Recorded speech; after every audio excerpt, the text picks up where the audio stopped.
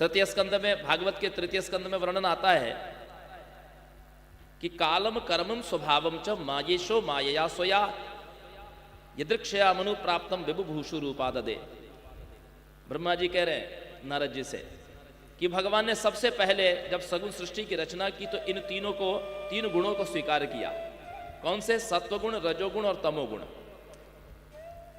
और इन तीनों गुणों को स्वीकार करने के बाद, इन तीनों गुणों से किसकी उत्पत्ति हुई? कालम कर्मम स्वभावम, काल की, कर्म की और स्वभाव की। काल ने कर्म में क्षोभ उत्पन्न किया और स्वभाव ने उसको रूपांतरित किया, तो उससे महतत्व की उत्पत्ति हुई और महतत्व से अहंकार की उत्पत्ति हुई। यह अहंकार भी तीन प्रकार का, सात्विक, राजसी और वैकारिक। ध्यान से सुनिएगा, अहंकार ये तीन प्रकार का, सात्विक, राजसी और वैकारिक। तो इसमें से जो सात्विक अहंकार है उससे देवताओं की उत्पत्ति बताई गई, अर्थात देवताओं की उत्पत्ति भी अहंकार से ही है। देवताओं में भी अहंकार है, कोई ऐसा देवता नहीं होगा कि जिसके भीतर अहंकार न हो। और उसमें से आप किसी भी देवता की आराधना कर लो, ऐसा नहीं कि आपको धन चाहिए तो लक्ष्मी जी की उपासना करिए, ज्ञान चाहिए तो सरस्वती जी की उपासना करिए। आपको यदि धन चाहिए, संतान चाहिए, धन चाहिए, तो आप किसी की भी उपासना कर लो, चाहे वरुण की कर लो, चाहे अग्नि की कर लो, चाहे इंद्र की कर लो, चाहे वायु की कर लो, चाहे यम की कर लो, आपको ये सारी चीजें मिल जाएंगी। मैं उसका उदाहरण आपको देता हूं। पारसी समाज है, पारसी धर्म के लोग, वो केवल अग्नि की उपासना करते हैं। पारसी लोगों के पास कितना धन देखा जाता है, वो तो लक्ष्मी जी की उपासना नहीं करते हैं। फिर उनके पास धन कैसे आ रहा है? वो अग्नि की उपासना कर रहे हैं। सिंधी समाज के लोग झूलेलाल की उपासना कर रहे हैं। झूलेलाल कौन है? ये वरुण देवता के रूप में है, अर्थात वो वरुण की उपासना कर रहे हैं। सिंधी समाज के पास कितना धन है? इसका अर्थ यह है कि आप किसी भी देवता की उपासना कर लोगे, कोई आवश्यक नहीं कि आप लक्ष्मी जी की उपासना करोगे, नारायण की उपासना करोगे तो ही धन मिलेगा। और अहंकार के स्वामी शिव जी हैं, इसलिए समस्त देवताओं के स्वामी शिव जी हुए। और इसी कारण शिव जी के जो उपासक होते हैं वो धनाढ्य देखे जाते हैं।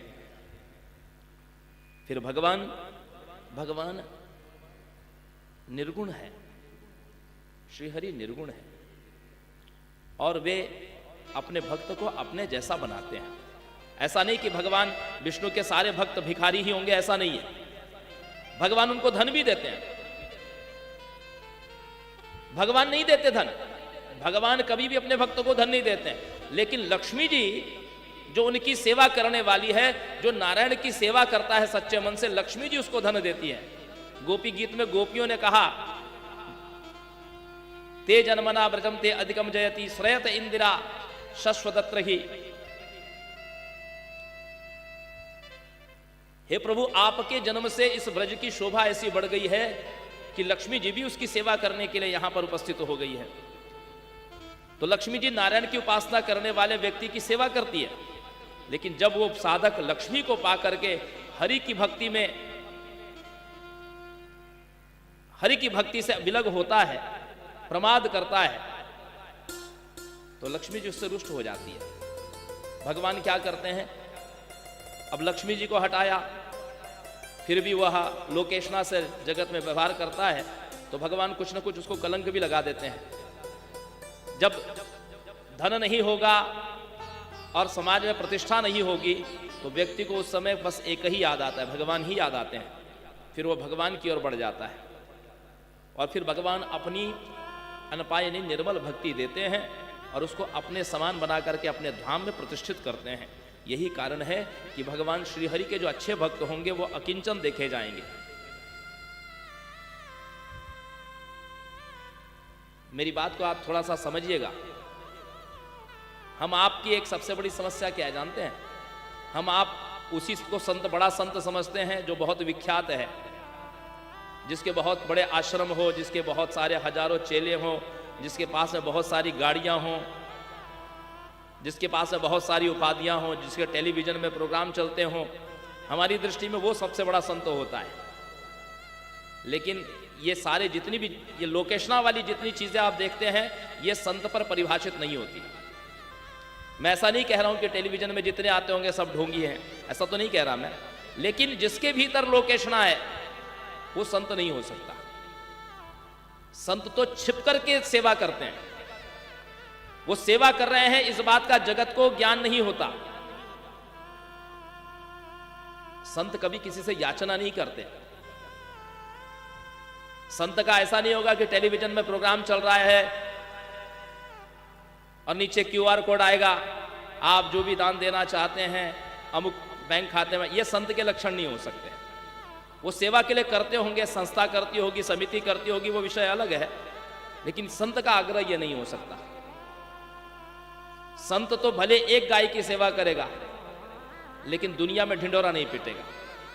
वो भले एक याचक को भोजन कराएगा लेकिन सदावर्त के नाम से वो चंदा नहीं बटोर सकता। मैं फिर कहता हूं ये सब चीजें बुरी नहीं है, अच्छी है, लेकिन ये सब संत की जो परिभाषा जो हमने गढ़ रखी है, सुन रखी है, उस पर ये बातें ठीक नहीं बैठती, सटीक नहीं बैठती।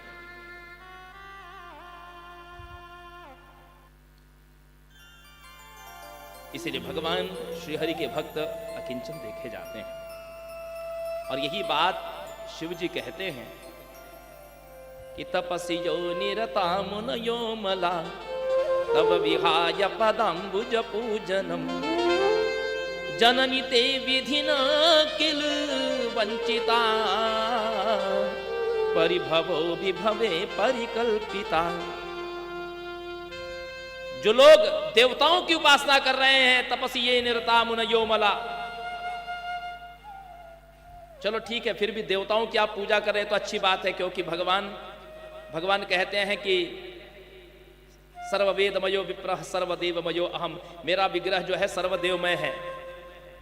और वेदों ने भी वेद स्तुति में कहा है कि प्रभु जैसे सोने के स्वर्ण के अलग अलग आभूषण हो, अलग अलग उनके नाम उपाधि हो, फिर भी सब में मूल रूप से स्वर्ण तो है ही, धातु तो वही है।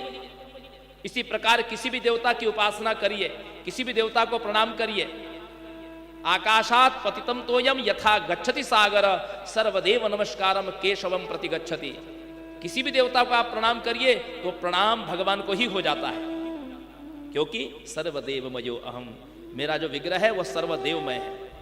लेकिन विचार करिए, बहुत सारे लोग मजार पे जाकर के किसी पीर फकीर को पूज रहे हैं, कोई भूत प्रेत की उपासना कर रहा है, कोई किसी तांत्रिक को बुला करके घर में बंधन करवा रहा है, कोई तामसी और तुच्छ शक्तियों को ला करके घर में उनकी पूजा कर रहा है।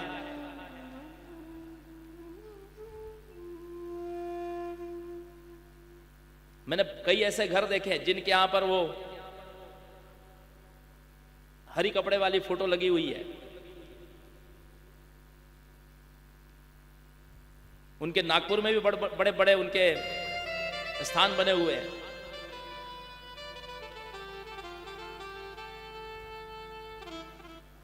और इस बात को यदि करना हो आपको तो पहले गीता के एक वाक्य को समझ लीजिएगा।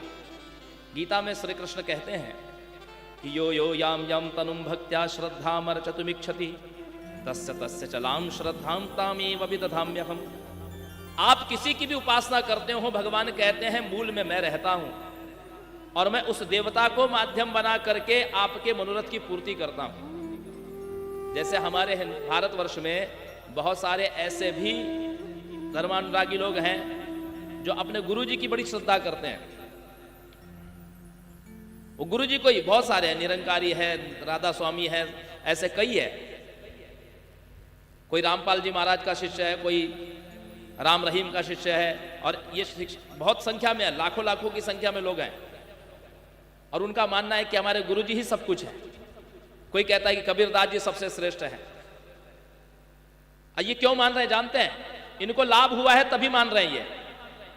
इनकी कोई तो निर्मल बाबा की भक्ति करता है, लोगों के घर में निर्मल बाबा की फोटो लगी हुई है।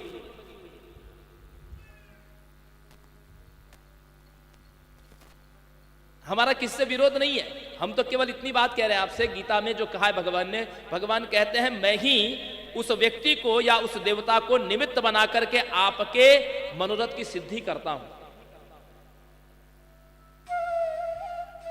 तो फिर समस्या कहाँ है? समस्या ये है कि अंतवत्तु फलम तेषां भवत्यत्यल्पमेधसां देवान् देवाय जो यान्ति मद्भक्त्या यान्ति मामपि। भगवान कहते हैं अंत में जब शरीर छूटता है तो जिसने जीवन भर जिसकी भक्ति की है वो उसी को प्राप्त होगा और मेरा भक्त मुझे प्राप्त होगा।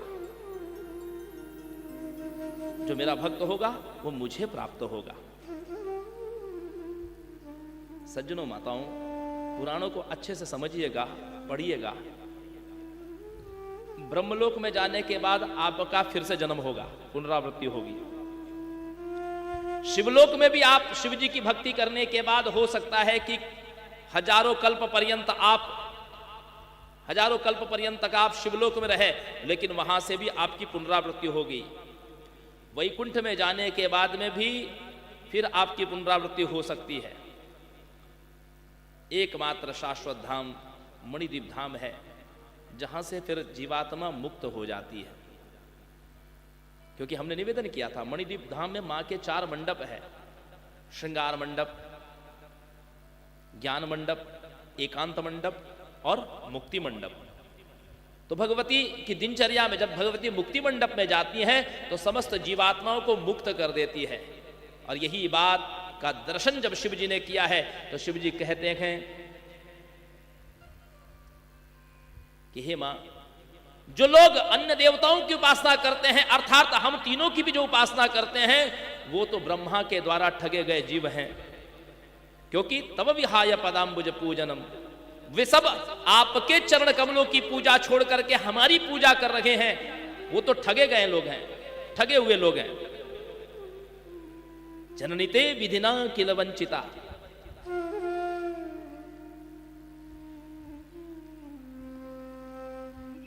और मुक्ति मां के पास तो इतनी सुलभ है कि न तपसा न दमे न समाधि न तथा विगत ही क्रतुभिर्यथा तव पदाब्ज पराग निषेवणा भवति मुक्ति रजे भव सागरा। तपस्या की आवश्यकता नहीं है मां के लिए, इंद्रिय दमन की भी आवश्यकता नहीं है, समाधि की भी आवश्यकता नहीं है, बड़े बड़े यज्ञों की भी आवश्यकता नहीं है। यदि अवसर मिल जाए तो केवल मां के चरण की धूल लेकर के तब पदाब्ज पराग निषेवण, मां के चरणों की धूल ले लो और अपने माथे पर चढ़ा लो। भवति मुक्ति रजे भव सागरा, और जीव की भव सागर से मुक्ति हो जाती है। मां की चरण की धूल ही जीव को करोड़ों जन्म के आवागमन से मुक्त कराने के लिए पर्याप्त है। चरण रज माना मां के प्रति समर्पण, मां के प्रति अखंड विश्वास, देहाभिमान से मुक्ति।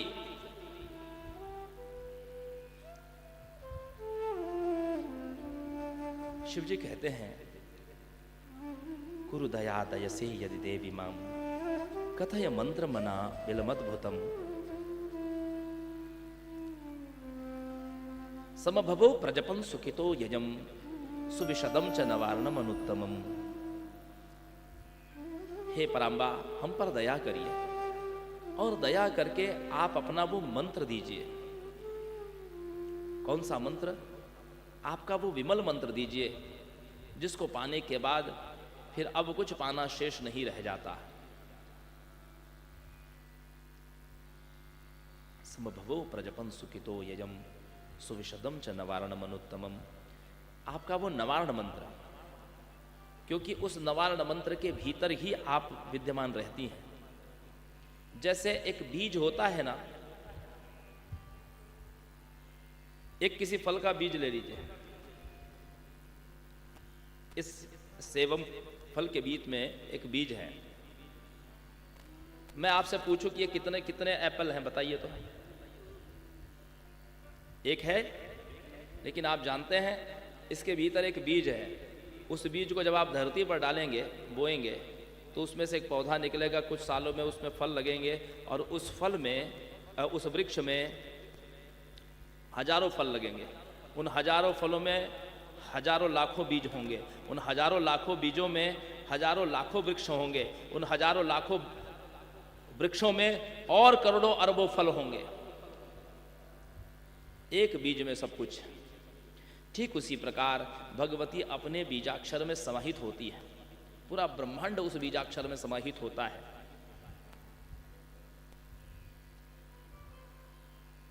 मंत्र को केवल मंत्र नहीं समझा जाए, मंत्र अक्षर ब्रह्म होता है,